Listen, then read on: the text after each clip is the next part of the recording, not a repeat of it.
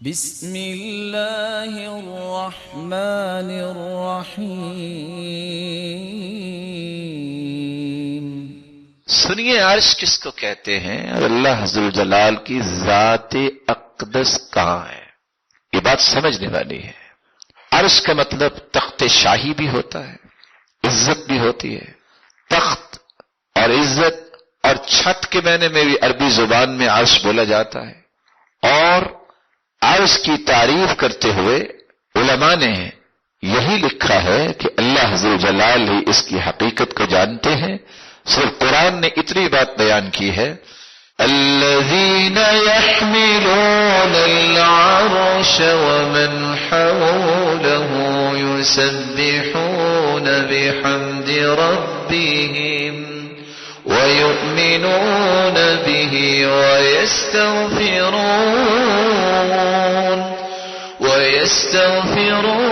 لِلَّذِينَ آمَنُوا رَبَّنَا وَسِعْتَ كُلَّ شَيْءٍ رَحْمَةً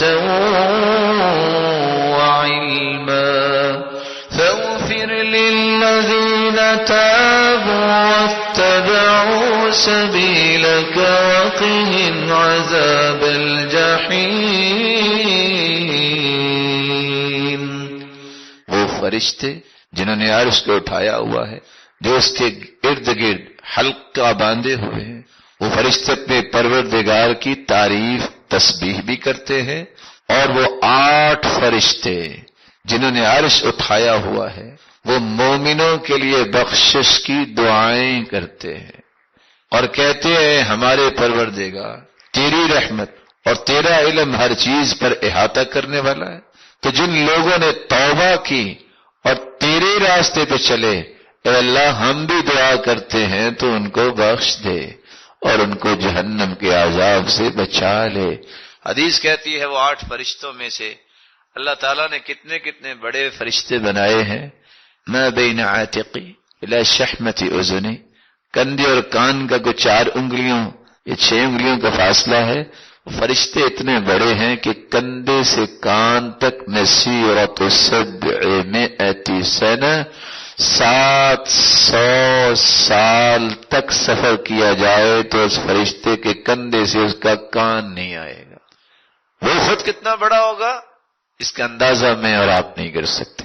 اللہ ذوالجلال نے زمین کو بنایا ہے اور زمین و آسمان کا 500 سال کا فاصلہ ہے۔ تو پہلے آسمان کی تھکنس جو ہے 500 سال کی ہے، اسی طرح دوسرا آسمان، تیسرا، چوتھا، 5واں اور 6واں اور 7واں، اور اس کے اوپر سمندر ہے، اس کی گہرائی بھی 500 سال کی ہے۔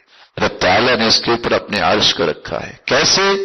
حقائق کو وہ جانتا ہے، ہماری عقل وہاں تک جا نہیں سکتی۔ جو آ گیا اس کو ہم مان لیں گے، جس کے بارے میں رب تعالیٰ نے کوئی بات نہیں بتائی اس پہ ایمان لانا ہوگا۔ اشہد ان لا